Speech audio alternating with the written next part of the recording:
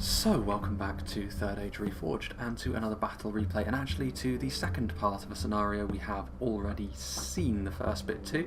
I don't know how many of you remember the siege that I dubbed as TARNOST, where the Gondorians were defending against an orcish bombardment and then large-scale assault into the city, but this is the follow-up to that. As we can see throughout the map, the orcs have befouled the fair city with its presence, erecting some monuments to either Sauron or Melkor.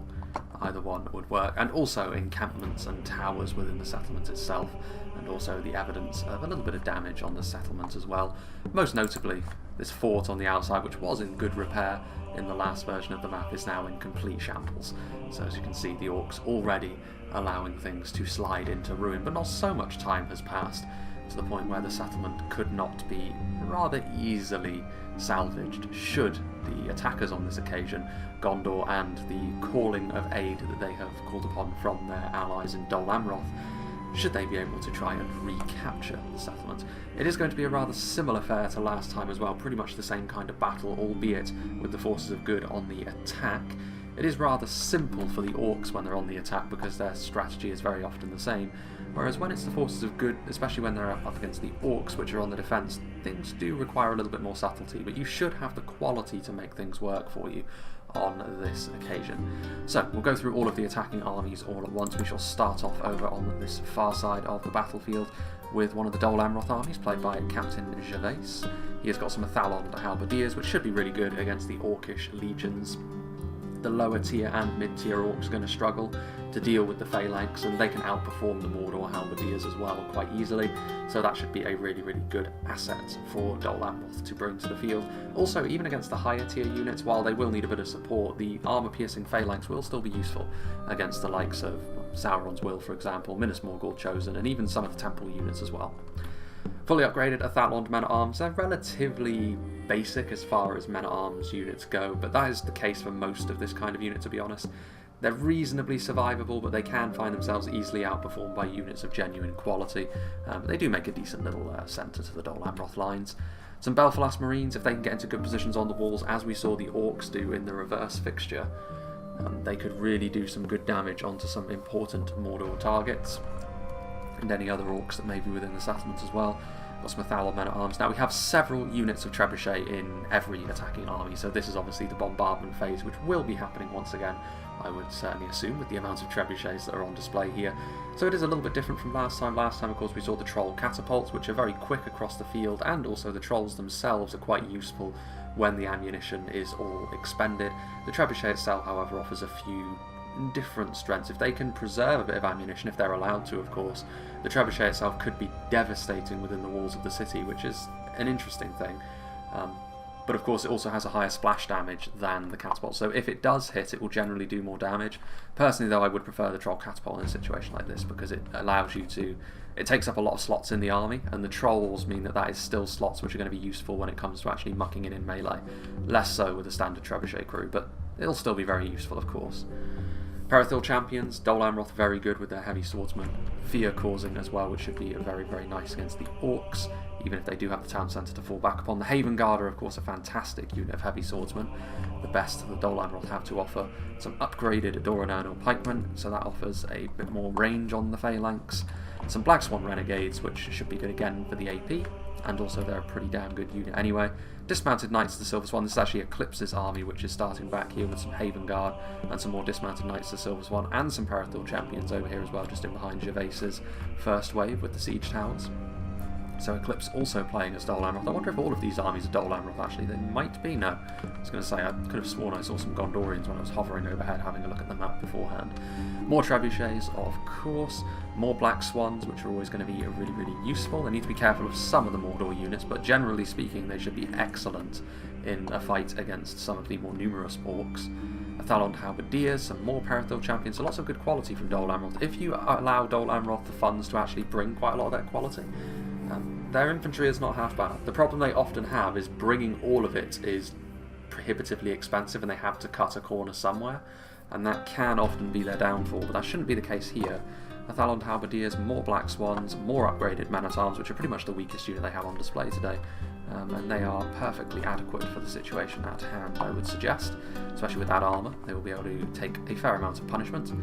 Eclipse is there as well. More of these units. We actually have Inarius, who has got a Gondorian army. Axeman of Lasarnak, which will offer yet more AP punch. Some Imperator Champions. I think these are Gondorians back here indeed there. You can see the Gondorian encampments further back on the map. Citadel Guardsmen, Veterans of Osgiliath, all of the good stuff from Gondor as well. So this does actually make up somewhat for the fact that so much of the army is taken up by the trebuchets, because it seems that the armies themselves are actually good quality. As well they should be. I mean, Tarnost is fairly centrally located. It cuts Gondor in half if Mordor hold it, so they really do need to take this back, otherwise it will be curtains for them with an invasion across the Anduin. Veterans of Osgiliath are back there as well. We have some Fountain Guard, have some Veterans, Axemen, and also the Vanguard of King Ella. So it's worth saying as well that there will be several units in the upcoming patch. Possibly by this point the patch will be being spoken about as being almost ready to release, because I am recording a month and a half ahead of schedule, as I keep saying. But there are going to be several units getting sort of a different unit model. Nimlothian Honour Guard for Gondor being one of them. I think the Marksman of Carandros are another, but plenty of them. So yeah, Gondor getting some upgraded models. Speaking of which, upgraded Gondor infantry are here. Another trebuchet as we go overhead. Plenty of units of Gondor infantry here again. Nice. They are actually, with both levels of armour upgrade, superior to the Athalon men-at-arms. As you would kind of expect, this is more Gondor's bag than it is Dol Amroth's. More Fountain Guard, plenty of Veterans of Osgiliath as well, so a very robust Gondor skirmish force indeed. More so than you'd normally see. Pelagia Marines, trebuchets, Axemen of Lasarnak, more armour piercing in the Citadel Guard as well, and then some more Fountain Guard and some Guards of Osgiliath as well. So some retinues from Osgiliath, plenty of them coming here. A statue to Sauron being constructed over the city itself as we start to get into the defending armies today. Let's see what they have to offer. Tundra's Fox has got some Orc archers which are up on this wall. To be fair, even lower end archers like this will be useful because they have the advantage, of course, of the defensive position. They still will struggle to do quite a lot of damage, well, tons of damage, especially to Gondor, because Gondor have got so much armour and shields and all their skirmishes are very tanky, but still, every little helps, and numbers are obviously going to be key, even on the defence, as Mordor are here. Morannon Halberdiers, nice bit of AP, which will be very useful against both the attacking armies. Uruk Captains also have got some AP, which will be very handy. Sauron's Will and Minas Morgul Chosen, good attack and defence units there. Plenty of Morannon Infantry, Sauron's Will, Morannon Archers, more Morannon Halberdiers. Worth saying as well that some of these streets have also been cut off by the Orc construction, so they do need to be a little bit careful that they don't trap themselves. Especially they don't want to trap a unit like the Blackguard of Barad-dûr, which is not going to be terribly useful at dealing damage, but it can be really useful for breaking up an advance. And I believe this is a 4v4 siege again, which Eclipse has really taken to making lately, so that does put more of an onus on the attackers to play really, really well. Wojciech is over here with the Morannon Archers. Morannon Infantry still here. Orc Maulers. Just take a good look at them. They've got the armour upgrade as well, but they are still an entry-level heavy axeman. But even so, the AP should still be very, very handy against Gondor and Dol Amroth. Morannon Infantry. There's also some Olag High, which are outside the walls, but I'm sure that they will be cycled back into the settlement post-haste. Very, very handy unit to have, of course, again, for breaking up an advance if it's not substantial enough. Minas Morgul Chosen and the lower tier spears, the Morannon Guard. More Morannon Infantry back here as we cycle around the outside. Minas Morgul Chosen and Sauron's Will, which head towards the TC. So this settlement is actually more labyrinthine as a result of the Orc constructions blocking off several of the streets. Morannon Infantry, Minas Morgul Chosen, which this is DF Mevin, so he's got some halberds. Uruk Captains are in there, Morannon Archers, Orc Javelins, which will be really useful for the same reason as the Pelagia and Belfalas Marines that we've already spoken about. Again, positioning is going to be key for the Javelins on both sides. Minas Morgul Chosen, some Morannon Archers, Halberdiers, some more Sauron's Will. Plenty of units of heavy axemen on the defence as well, which will be useful from a melee perspective, but they need to be careful that they don't get into full view of especially the Gondorian archers, otherwise they could end up getting ripped apart pretty quickly. Sauron's Will, even with their slightly bulkier armour, won't enjoy being under sustained fire from the Veterans of Osgiliath. More Orc Maulers, more Halberds, who are also going to be susceptible to that sort of thing. Doctor 2 is the final Mordor player. Orc Maulers, plenty of Maulers all throughout. Temple Executioners actually as well, the first unit of them that we've seen with the armour upgrade. Obviously a fantastic heavy swordsman as well, very, very similar in terms of stature to the Haven Guard. Rook Captains, Orc Maulers, Orc Archers. So mixed bag here for Mordor in terms of their overall quality as we head to the TC.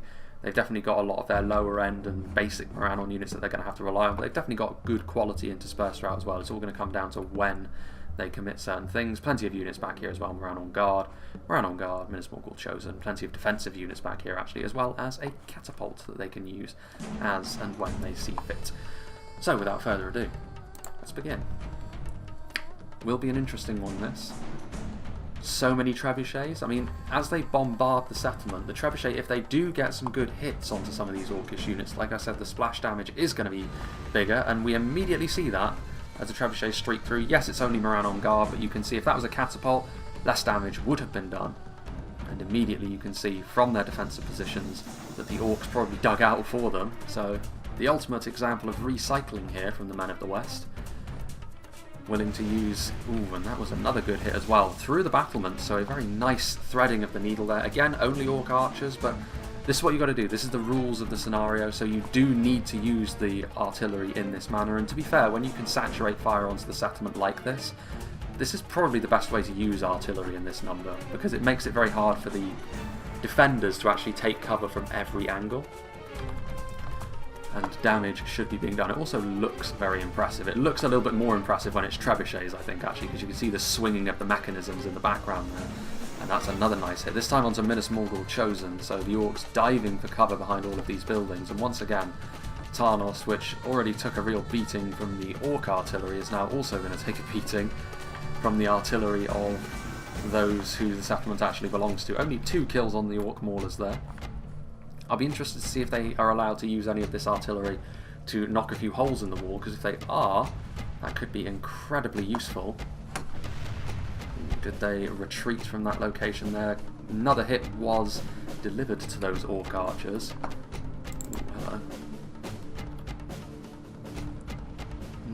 Another miss. Look at this though, like raining down upon the settlement here. And they do manage to thread the needle over the top as well. Not a devastating hit by any means, but this is all adding up. With the amount of money that all of these trebuchets cost, it's very, very unlikely that they would be able to pay for themselves in this way. But these are the rules of the scenario, and the main armies of the attackers are high quality enough to make up for the fact that this isn't the most efficient use of army spaces. And they are going for the catapult here, and they are putting the catapult in harm's way. Narrow misses indeed. Another hit there, this time onto Orc Maulers. Obviously, the more damage they can do in this fashion, then the better it's going to be for them in the long run. Only killing the artillery crewman there. Let's go and have a little look outside here as all of these trebuchets are in position. This is perhaps more akin to what an actual siege campaign would be like. Building up many artillery pieces and just hammering the city before advancing. Something that we very rarely see. In fact, the last scenario with all the troll catapults was pretty much the only example of that. There's a really dense amount of Minas Morgul Chosen there, which could take a ton of damage if they're not careful. More trebuchet shots streaking through the sky. Trebuchet ammunition, of course, is a little bit more precious. You can see Dol Amroth's army of Captain Gervais is starting to move forward with some of their siege towers, some of their infantry. So we could start to see the orcs respond in kind to some of this Gondor and Dol Amrothian pressure. Another shot streaking overhead. How much damage has been done over here? Not a great deal. There's a few dead bodies here and there. A few more being added, but nothing devastating. And the orcs have managed to minimise the profile a little bit with making their units long and thin from that perspective. So there is the possibility of a really devastating shot, but it's very, very unlikely. TARNOST is going to need the attention of many stonemasons if the attack is to be successful here and they retake it. The orcs will probably feel more at home though with a little bit more rubble around if they are to be the ones that are successful. That was a pretty decent hit there. A narrow miss actually, but more Orc Maulers falling by the wayside. Again, Mordor won't mind too much that it's Orc Maulers taking the hits. It's impossible to see where all the hits are landing. Again, very, very fortunate. That's always going to happen with siege weaponry though. It giveth and it taketh away. Ooh, and there you can see the wall itself actually buckling, which is enough to kill off a section of that unit of orc archers. You could continue to bring that wall down as well, as the fires start to rage over the city. I actually feel as though the city itself has taken a little bit more damage than they did at the hands of the troll catapults. It might just be because of the damage that trebuchets are able to do and more fires are being set, but it has that feeling to it. Several of the towers have also been destroyed now. You can see Tundra is trying to get his orcs into a position where it's a little bit harder for them to be hit. Up there on the high ground there, Froggy continuing to try and thread the needle here into the back edge of the settlement, but succeeding only in hitting some houses. Going for the town centre again, are they? And they are. And a grazing hit only. 4 shots. That's not a great deal of kills, but like I said, to be expected really. You can see the infantry in several places is edging closer to the settlement now. Ooh, and again, the wall taking damage, which is enough to clean out a section of those orc maulers. And another hit there as well. So these walls are also going to take damage, which can be good and bad for both sides. It really depends on who is gaining dominance over the walls and is then able to put their skirmishes up there, which as the battle gets later, the walls will want to be used surely by the attackers a little bit more so than the defenders, so less room to manoeuvre up there. We shall have to wait and see who that favours. I'm surprised there's still trebuchet ammunition coming into the settlement, to be honest. Another shot, is that going? No, that's going to hit nothing but the houses. And more fires are being set. So this is one of those settlements as well. You can see the towers are starting to open up now. So Mordor will have the advantage of these towers pinging into the ranks of the attackers, which is very nice. Of course, a few of them have actually crumbled as a result of the bombardment. Some of those reinforcements are a little bit further back. You need to be a little bit careful with that, because the Athalon men-at-arms, I think it's a decent choice to put up onto the wall first, because they're decently... Ooh, that sounded like a good hit there.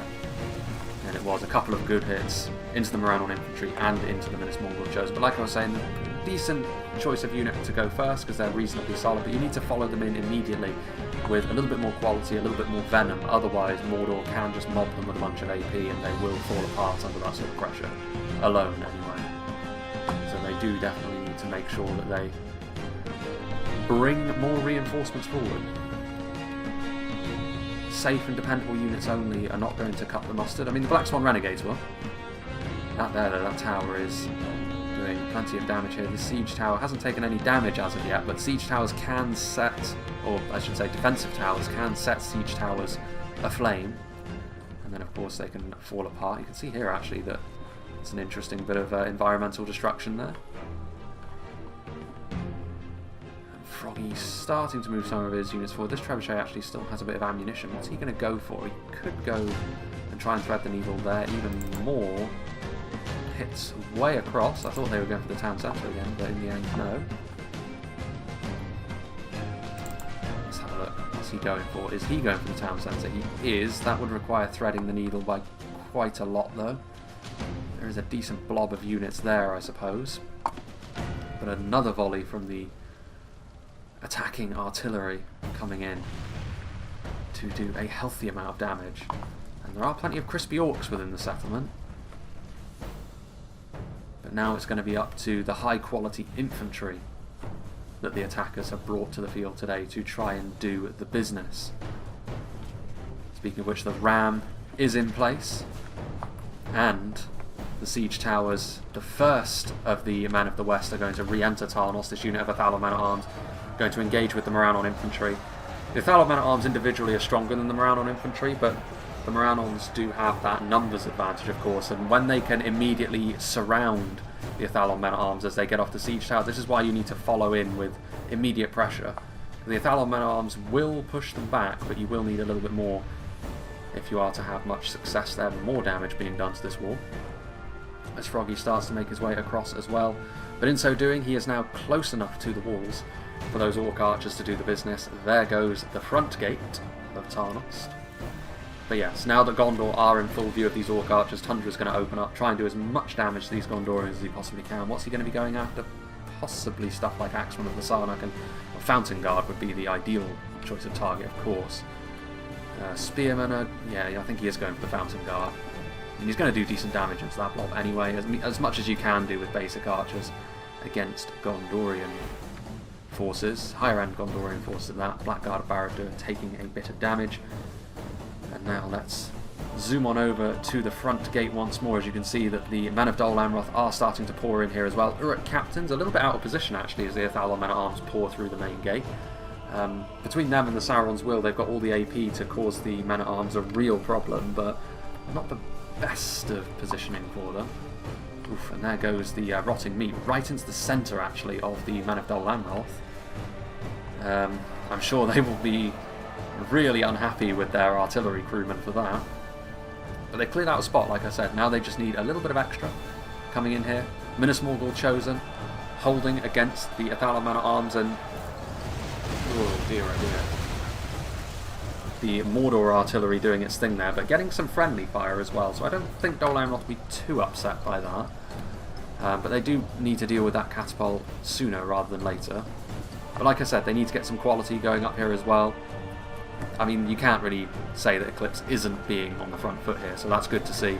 Perithil champions over here against the Sauron's Will. A two-hander against a two-hander. I'd give the edge to the Perithil champions here because they've got the better melee defense, and the base damage should be enough to see them over the line here against the Sauron's Will. Sauron's Will are much more at home against those men-at-arms style units, and actually over here as well, he is sending the Perithil champions up first, and they will rip their way through Orc Maulers. That is completely guaranteed.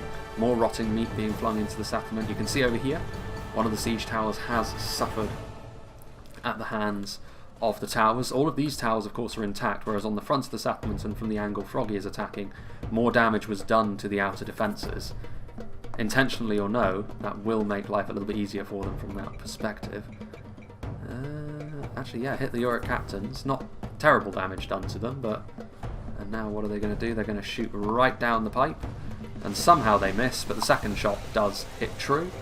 Minas Morgul chosen them around on infantry, a good amount of damage being done there. Mordor will not like seeing that, and now some of the siege towers are getting into position. One of them may very well have burnt up, but that's only one. That's why you bring more than just the one piece of siege equipment. More bombardment going on over there. Let's go and see what's happening from the front again, because this is where most of the infantry action is happening so far. And you can see here, yeah, the Perithil champions and the Black Swan Renegades doing a good job, but they are taking direct fire from these Orc archers that are down at ground level, which is worse, you would have to say, for the Perithil champions. It's good efficiency for the Orc archers, but simultaneously they're not going to do damage quickly enough to reverse the tide of that fight. Dol Amroth will gain the upper hand unless melee reinforcements are forthcoming. Athalon men-at-arms are moving forward. This is where the armour-piercing phalanx is going to be very, very handy against Moran on infantry, even against the Minas Morgul chosen, which are a strong unit in their own right. Black Swan Renegades are doing the business against Minas Morgul chosen. I really like how aggressive Dol Amroth have been here.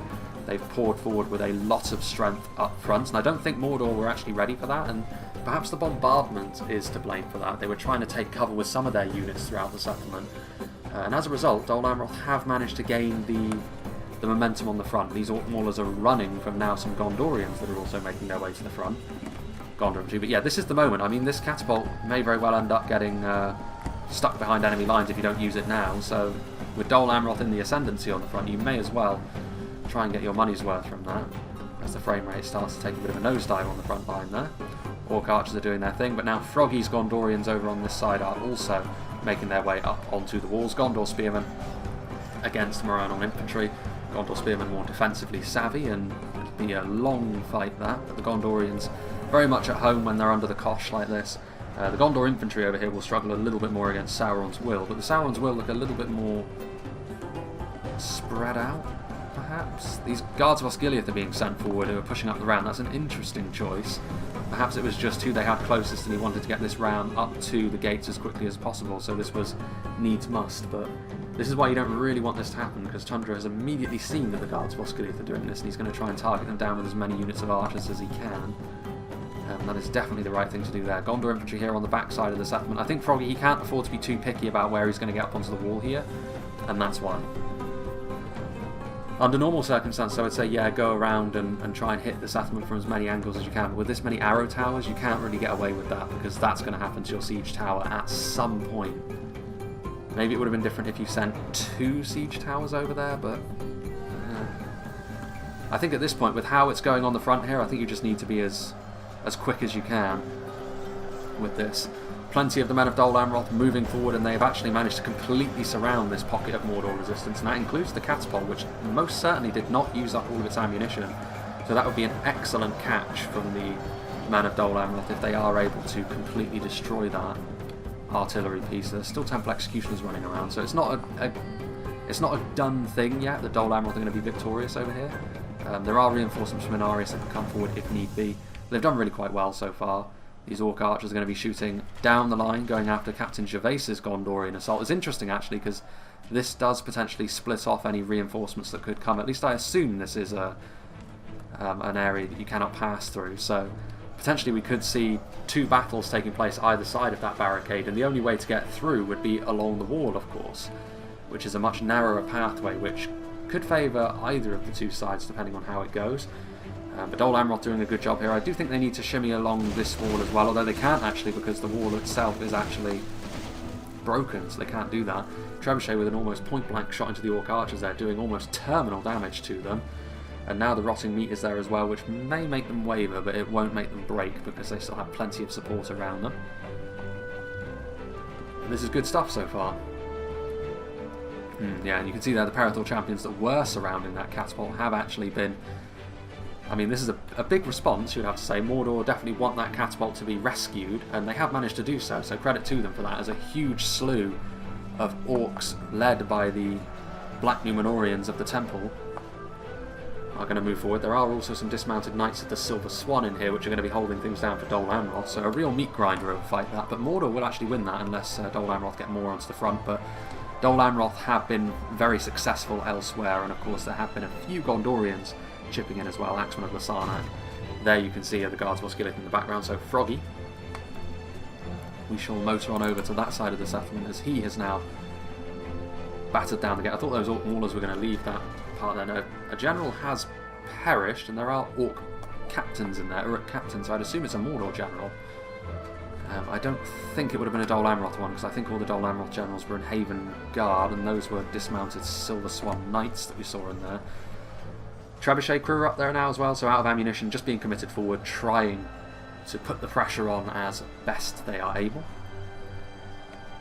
Perhaps all the damage to the settlements and all of the unit models that are on display in this battle are why the frame rate is dipping a little bit. You can see up here there are Wardens of the White Tower alongside the Gondor Spearmen. Orc Archers are not going to be sufficient to stop the Gondorians from having things their own way up on this wall over the long hall. But there is a limit to how much the attackers can do like this. Obviously they have got a good quality advantage. However, they've got fewer units of this type. Like all of those trebuchets taking up all of those army slots. This is not something that the Orcs have had to deal with. So they're going to have more units that they can just throw into situations like this. Having said that, 1 unit of Orc Maulers and 1 unit of Moran on Guard. You're going to need a little bit more than that when you're being faced by Fountain Guard being backed up by a bunch of other Gondorian infantrymen. Oof. That frame rate though. Hopefully that clears up. It's something to do with that engagement there on the front. It has ruined the frames. Holy crap. Oh no, please don't tell me it's going to be one of those battles where the frame rate just constantly takes nosedives. Because I do know that there is a bit of a problem with unique architecture, and when it gets damaged and when it starts to fall apart, if someone's hit one of those, it could be curtains for this and we could be in for the long haul. I don't think that's going to be the case. I think when we see the numbers thin out, it should be okay. Gervais has got those Athalon men-at-arms down here, the Sauron's Will engaging as well.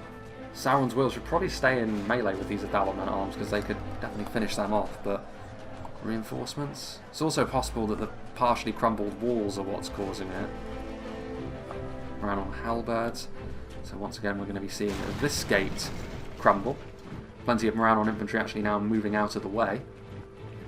Belfalas Marines pushing up the round, that's an interesting choice. What else do they have? More orcs back there. I mean, the amount of orcs that are defending seems limitless, and you can see here, Mevin sees an opportunity. Moran infantry see that it is actually Belfast Marines that are out here. And Belfast Marines can look after themselves in melee. Oh, this is another thing that having a balked frame rate does. It makes it harder to control the camera. Belfast Marines can look after themselves in melee, but by no means are they a fantastic infantry unit. It's more like if it comes down to it later on, they can muck in as well to help see you over the line. You don't really want to be using them in this context against a unit of Morannon infantry that's sallying out against you. Plenty of arrow towers, plenty of orc archers as well, trying to do that damage to the quality attacking infantry that there is. Plenty of fires raging around the city as well. Much like the last time, the attackers don't really have the luxury of attacking the settlement from our perspective on the minimap, the northern side as well, because they can't go that way far around the settlement. We saw what happened when Froggy just tried to make it to the corner. His siege tower burnt up. You can see over here as well, Gondor being forced back on their heels a little bit. That one unit of Fountain Guard getting utterly bulldozed by the unit of Blackguard of Barad-dûr. Really good use of them, I have to say, by Tundra's Fox. You know, look, elsewhere there's plenty of Gondorians up on this wall, plenty of Gondor infantry, as well as the Wardens of the White Tower. The Morannon Halberds are doing their best, but just through sheer quality, those White Tower Wardens are going to be a little bit too much for them to deal with. Right, let's see what's happening over here in this part of the settlement as well. Let's take our lives into our hands for a moment. More Wardens of the White Tower doing their thing. Orc archers who are routing and being hunted down by actually some shaken Gondor spearmen, and that might change to routing if they go into a fully healthy unit of halberds alone. But sometimes you do lose track of individual units. Morannon Guard are over here. And you can see some Gondorians fighting under some shelter as they shimmy along the wall. Some Axemen of Lasarnak leading some upgraded Gondor infantry into a defensive position of Morannon infantry and halberds. So Mordor still trying to plug the gaps with all of their numerous units of orcs. And you have to say that will work for a time. Let's go and see what's happening on the front, shall we? This is where the frames seem to be at their most... seem to be struggling at their most over here. Veterans of Osgiliath in the settlement starting to use their bows. I mean, they'll use their bows first and then they will be a very nice late-game infantry unit as well. They're more defensive in nature. They are line infantry in melee rather than something like the Marksman of Care with the two-handed sword, so they're not going to be able to do like the damage that you may want, but they're still a really good unit to have in the late game because of their quality, because they're unbreakable. It's the sort of thing which might be enough to see the attackers over the line. We'll have to wait and see. Vanguard of King Elisar moving in. Evenly matched fight. I'm surprised by that. It might be because of the support for the Morannon archers in behind, because a single unit of Morannon infantry should be getting absolutely bulldozed by Vanguard, and that might be the assessment that the game is having right now. Reassessing the situation. Here are some Marksmen of Caer-Andros. You can see still over here it is absolute pandemonium. A combination of Inarius' Gondor army and Eclipse's Dol Amroth army are still throwing themselves in at the deep end over here, which I really like to see. With their quality, with the narrowness of the engagement, this could be exactly what they need. Looks like the marksman just ran out of ammunition, actually. And now Axemen of Lasarnak coming in, a really good unit to use against orcish factions like this, especially against the more basic units, because when you upgrade their armour they can actually take a bit of a beating, especially against units like Morannon infantry. But the main attraction, of course, is the fact that they can give a real beating as well. All of these Morannon units are going to do really poorly against Axemen of Lasarnak, and their presence here is causing the orc forces which are guarding this front line to panic. I think there are still Temple Executioners in there. Yeah, there are about 20 or so of them, but they won't be able to hold things down all on their lonesome, so that's good for the attackers. Still some Temple Guard. Those armour-piercing arrows will be really, really handy, but they've got to use them against the right unit. Is the time now? I don't know. I mean, if they save them too late on, however, they may not have the angles anymore to really use a good unit of archers like that. Orc Javelins are probably going to try and get some shots into the back of those dismounted Knights of the Silver Swan, but if Dol Amroth are on the ball here, if Eclipse sees what's happening, he should be able to get these Black Swan Renegades into them, prevent them from firing, but if not, then Mevin will be able to get some really, really nice value, as we very often see with these cheap units of Javelins. Is he going to... yeah, I was going to say, it looked like he was going to fire into the barricade. In come the Perithil Champions, but they are going to get one volley off. Good volley as well. You saw several of those blue capes fall. About 10 or so dismounted Knights of Silver Swan.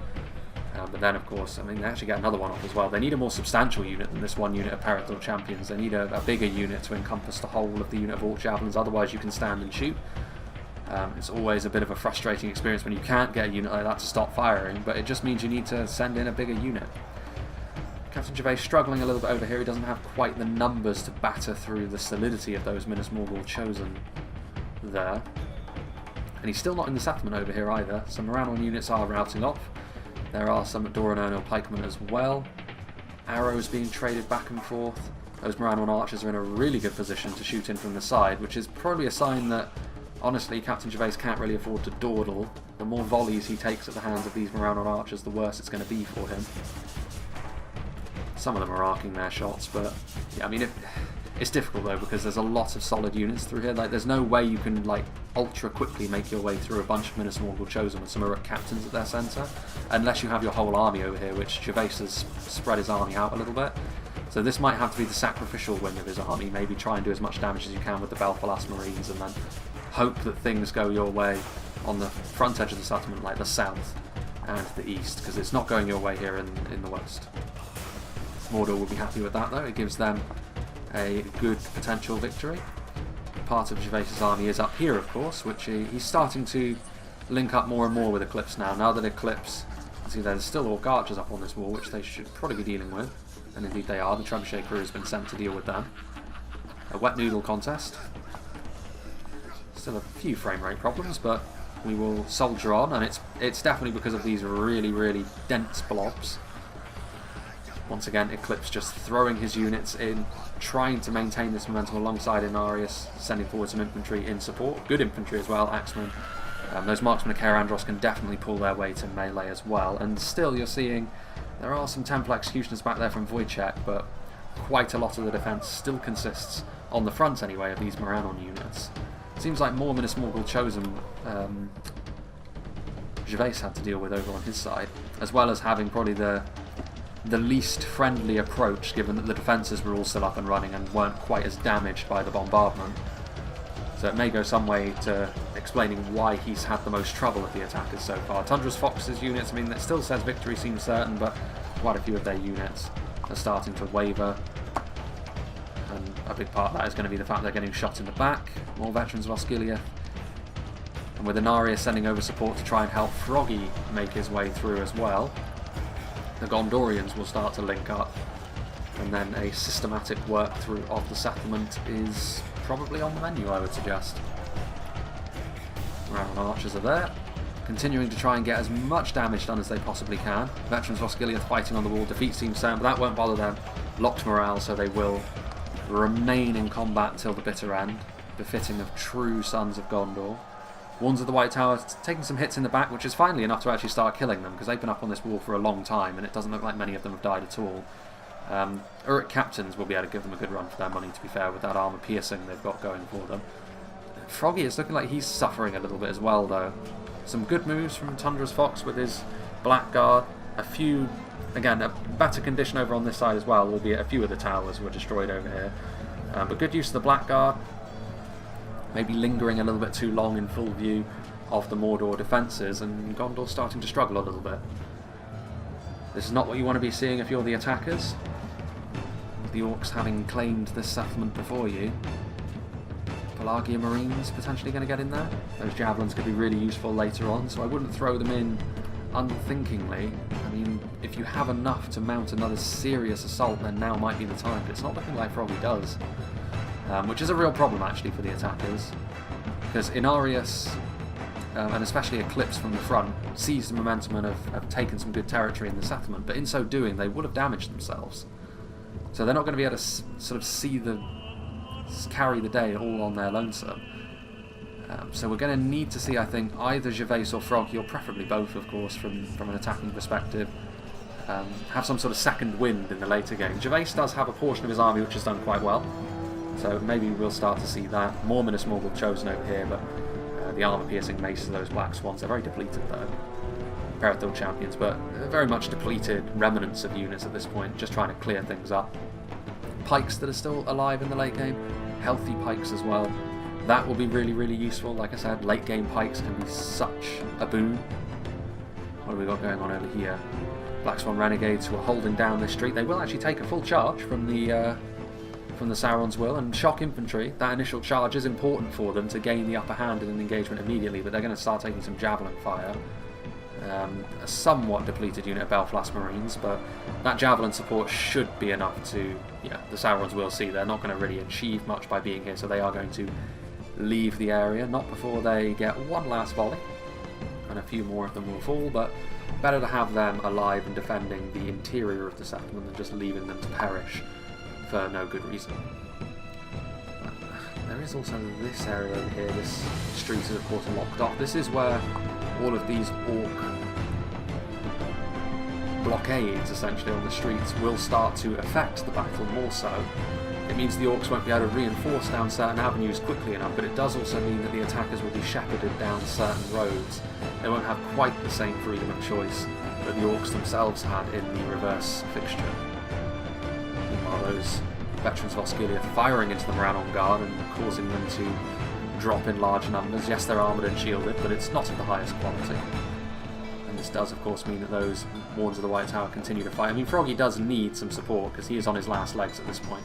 And once again, Eclipse and Inarius coming forward with their armies combined in huge numbers, and they are going to be enough to wipe away any Mordor resistance in this part of the settlement again. I do wonder if they can do that for the town centre itself, but considering Froggy's army is probably the most damaged of all the attacking armies at this point, and Gervais's has taken some damage too. In fact, let's go and have a little look at what's happening over on that outer gate. Gervais still has a presence out here. Without those archers on the side over there anymore, it does mean that this is a more viable route of attack, and there are actually pikemen, halberdiers and the Haven Guard over here, so this is actually a pretty nasty fight now for all involved. Still Moran on archers over there. Those javelins were just firing in. Are they out of ammunition now, so they're going to get into melee? With the Haven Guard, I would say that this should be a victory for Dol Amroth, but they're not going to have much when all is said and done, so that will again just be the dregs basically that will be able to come in and help out through other areas of the settlement. Dismounted Knights to Silver Swan in full view of these Orc Javelins. Don't know if they just ran out of ammunition or what, but again, good use of these Orc Javelins. Using your somewhat cheaper but effective tools in a good manner, and I think Mordor so far have used their javelins and lower end archers really quite well, and that could be a real difference maker come the late game, because it's not often we say this, but the attackers need their quality to carry the day. And that means all Mordor need to do is make sure that the quality is not doing quite what they want it to do. Eclipse running through the settlement with his Black Swans, going to try and help Captain Gervais as well. He's going to do so. Well, Captain Gervais is going to help himself with a large unit of pikes. That could have been either of them. I mean, I don't know what's happened to the announcer. The announcer is no longer with us, which I'm not too displeased about. But it's hard to tell when you've got two bodyguard units fighting against one another, and then you see that, because it could have been either of them in the mess. Once again, a little bit more realistic perhaps, that it's kind of hard to tell who's dying and when. Axeman and the Sarnax are still Inarius and Eclipse pushing forward, trying to do the business, and still Mordor have got more Moranon units that they can throw in the way to try and just stem the tide. Will that be enough for Mordor in the end? Or will the quality just be too much? Veterans of Osgiliath still have a bit of ammunition. There's still some Mordor units in the distance over there, but they are routing. The Uruk captains are still there. Those veterans will be very useful come the later game as well in melee. Those Wards of the White Tower have really been very, very good up on the wall. They're a unit that often I criticise because they do lack a little bit in comparison to some of the other really good sword and shield bodyguard units, but they're still a really strong unit. It's just when you look at them, I mean, the Royal Legion of Armenelos are the unit that I often compare them to, because Gondor are meant to be a heavy infantry faction, and a shielded heavy infantry faction as well, but they really can't hang with the big boys in that perspective. Like Numenor and the Dwarves really do outstrip them, which from a lore perspective maybe is correct, but even so. And they have the Nimlothians to make up for it, so it is what it is. Froggy still has some of his units here, so his army isn't completely spent, he will still be able to assist his fellows.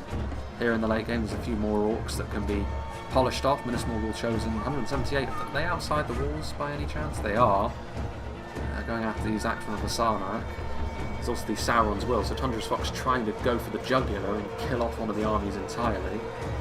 In so doing, he will have cut these units off, however, so they won't be making it back to the town centre, I don't think, especially not with this road that leads to the town centre blocked off by the orc scaffolding.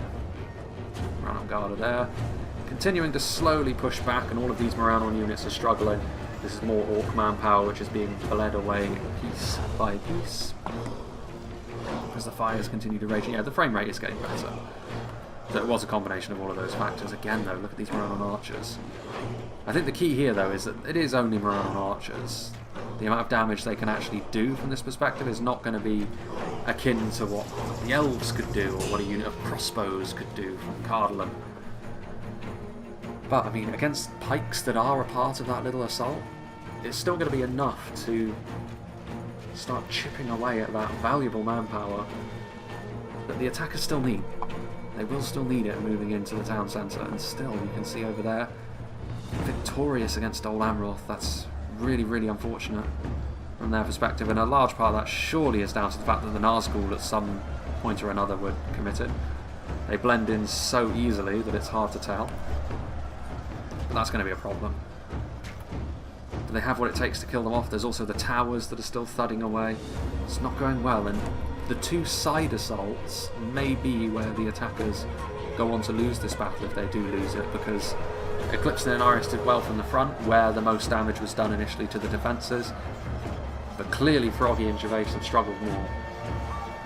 And perhaps the assistance didn't come quickly enough, perhaps it was just they needed to be a little bit more careful with what they were doing. There's a lot of things that, I mean, hindsight is 20/20, right?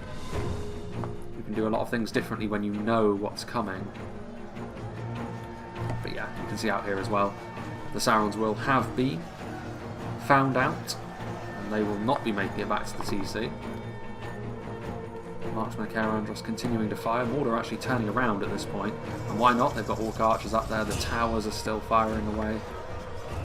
There goes a Gondorian general outside the wall, so the Sauron's Will with one last spit in the eye before they fall by the wayside. Morannon Guard on the front line.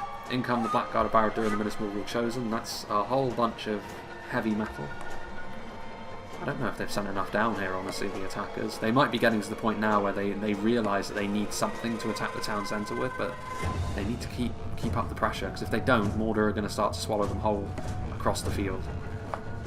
And having that one promising looking attack going through the main gate and up towards the town centre isn't going to be enough, I don't think, to guarantee them victory. Look at this in the town centre still. Another unit of Temple Executioners. There's the Olag High. There's still some good solid defensive units as well. More spears, more axes, more great shields. Good tools that Mordor can still use. They need more than just this one avenue, is what I'm saying. More will be required. Meanwhile, what's going on over here? Black Swan Renegades, yeah, they're struggling over here. I mean, they have finally run out of archer ammunition up on that wall, Mordor, but the damage may very well already have been done. The Haven Guard are going to be doing their best, and 1-to-1 against most of these units they will do a lot of damage, but I mean, the Nazgul were over here a second ago, and indeed, there they are. So the Haven Guard have been top trumped in that regard, in terms of individual qualities, and then over here, and yeah, the Dismounted Knights of the Silver Swan will finish off these Morannon archers, but these Morannon archers clearly are just buying time for something else to come over here and finish off these brave knights. We are heading into the final phases of this battle now, though. Final 10k frames is upon us, and this is where you need to throw your chips down on the table and see where they land. Still these orc archers. I do think this, under most circumstances, would make the difference. Like, Mordor have had their archers, low damage though they may be, they've had them consistently in good positions. And consistently the attackers have been effectively powerless to stop them. Like, they may be wanting to use their archers on the orcish infantry to try and chip away at their manpower, but I think they've missed a bit of a trick here. I think they've allowed Mordor skirmishers to get away with a bit too much. Also, there's been several examples, other than on the front assault, where they consistently had the momentum on their side. You look at that again, Mordor, they doubled back, they saw that they weren't committing enough infantry forward there, Gondor and Dol Amroth, and they crushed the smaller force that came up here. Like all of these units back here, which were effectively distracted by one unit of Sauron's will, all of these units just hanging out, not doing a whole lot. Archers. All of these things are going to add up, and I don't think it's going to add up to a positive outcome here for the attackers. You're going to need to rely on some individual brilliance from some of these units. And I mean, they still have some brilliant units left. Citadel Guard, Veterans of Osgiliath will fight to the bitter end, but are they damaging enough? Probably not. I need an X factor from somewhere. Veterans of Osgiliath are going to get up onto the walls and shimmy along over here. I mean, there's so much damage being done. There's still fighting going on over here. The dismounted Knights of Silver Swan coming across to try and bail out, but you can see the Olag High now over here. The Uruk captains should be able to finish off these men of Dol Amroth actually, and that is one of the Imrahils that's on the field. He will almost certainly perish. The Olag High coming in to just really twist the knife. So yeah, Mordor are going to win on the two flanks, and the attackers will be limited ultimately to that attack through the middle. And generally speaking, it's very good for the defenders when the attack is narrow, because it means they can bulk up their defence, they can get their phalanx units into a good position, they can get their defensive units set, and they can just allow the settlement to do the work for them, because they know ultimately that they can be the passive ones. You know, like how getting good and bloody. Marin Halberds actually do routes. That could have been an Orc general. Some of the Orcs are routing off.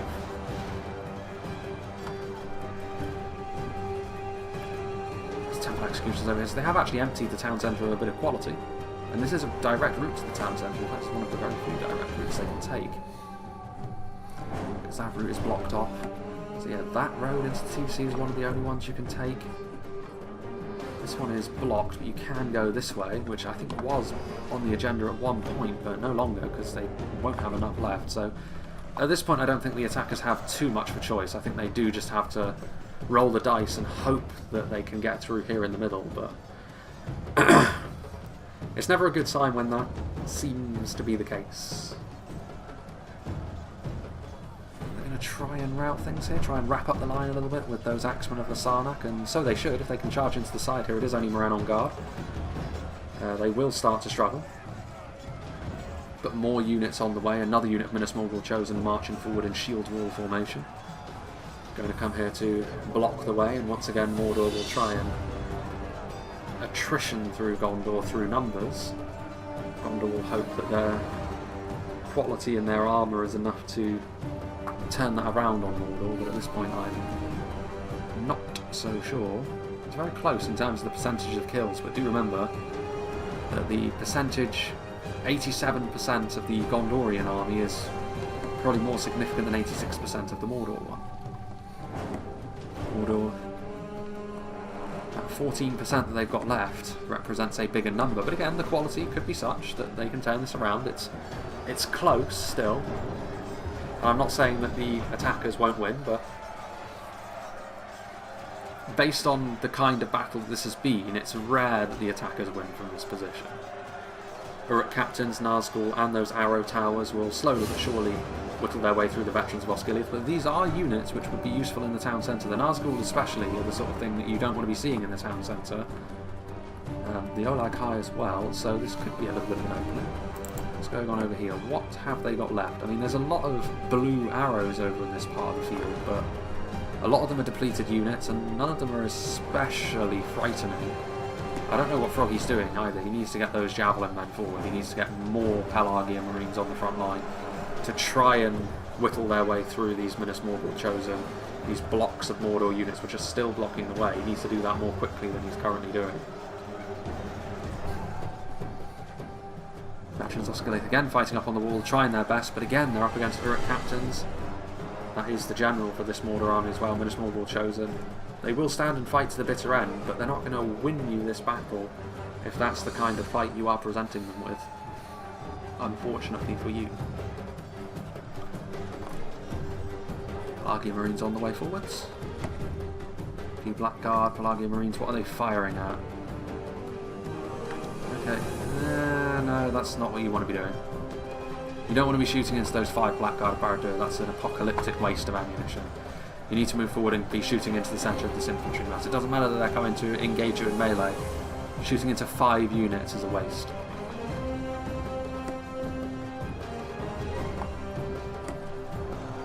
And also they're already being handled by a unit of axemen from Inarius anyway.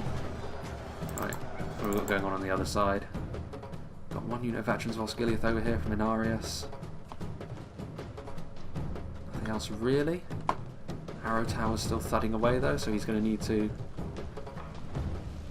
change tactic there somewhat.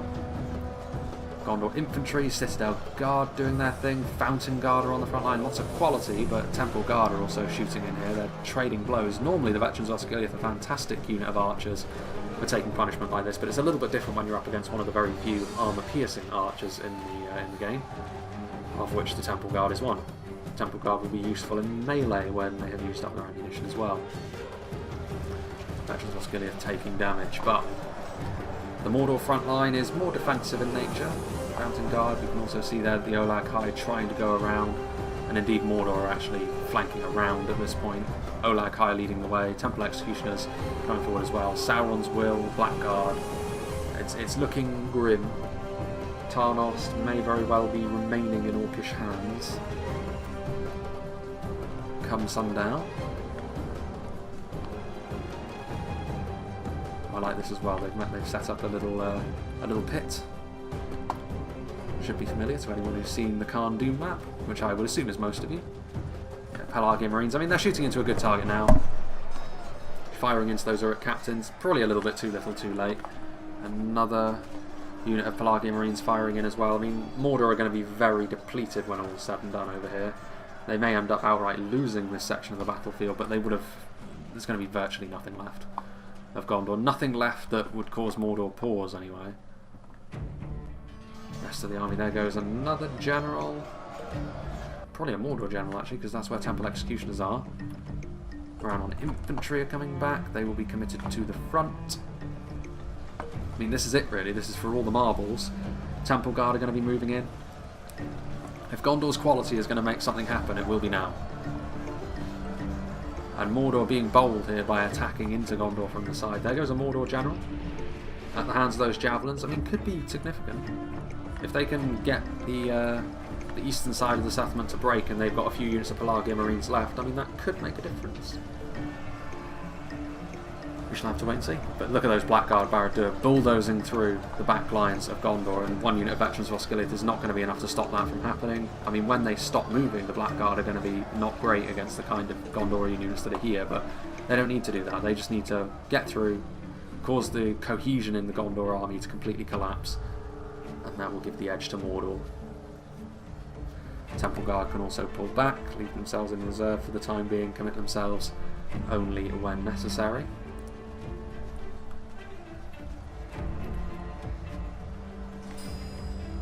Victory almost a certainty from Rhiannon Infantry against Citadel Guard. Mitigating factors to that, of course.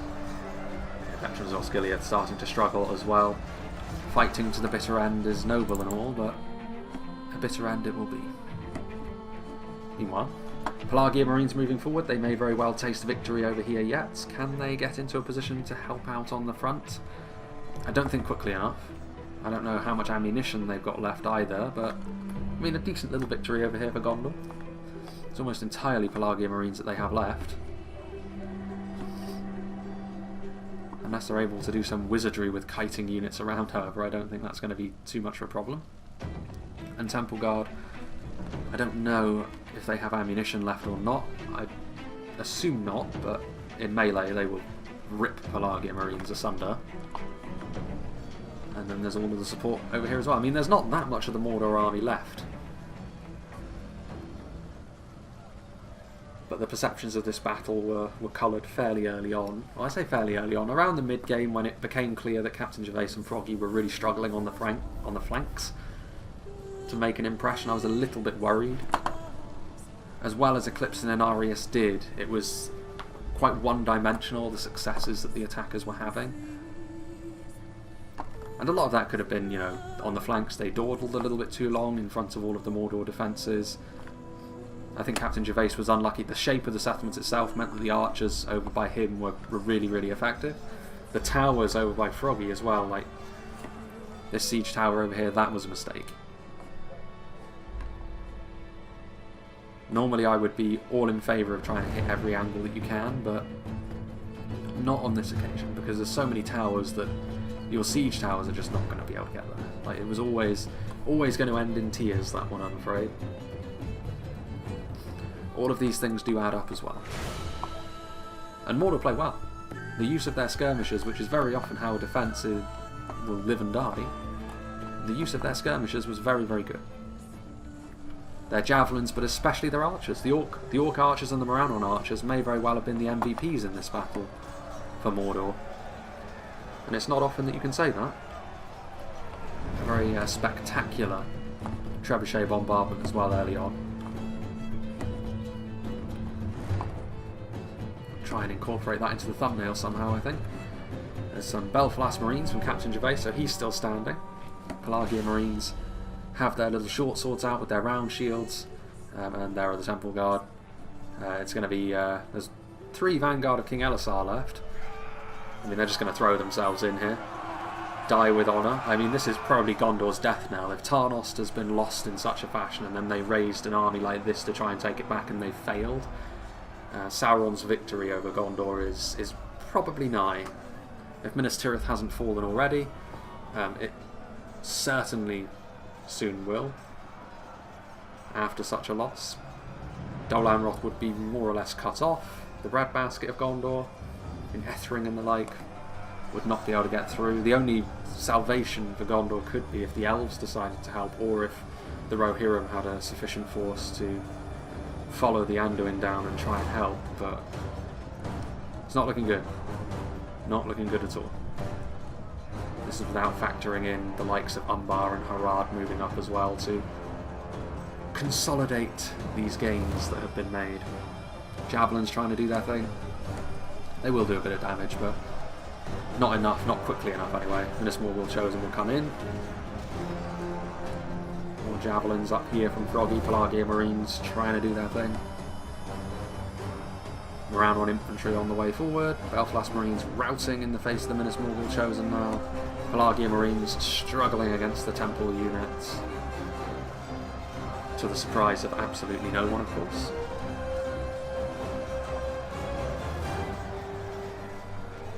And there is nothing else left. It will be... Froggy will be the last attacker left standing with this one unit of Pelagia Marines. Not the unit I would have picked to be the last attacking unit putting up a fight. I would have assumed actually something like the Veterans of Osgiliath just because of their unbreakable nature, but apparently not.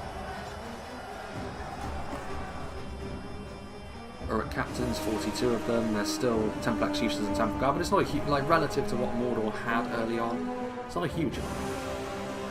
And it is close. 3% the difference, but that 3% could mean the doom of Middle-earth. There's some Blackguard going over there as well. 136 of them.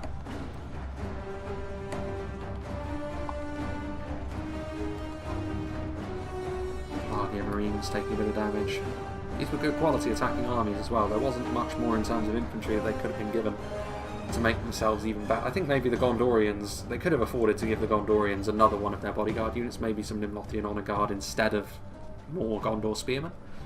That maybe would have been a little bit better.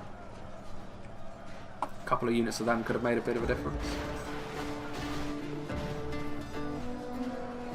Yeah, with these 4v4 scenarios, it is interesting because it does... I actually feel as though the defenders have it a little bit easier in this format because the attackers have to execute well.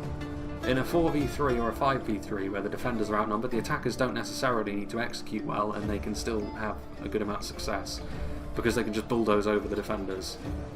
And the defenders have to really set up really well.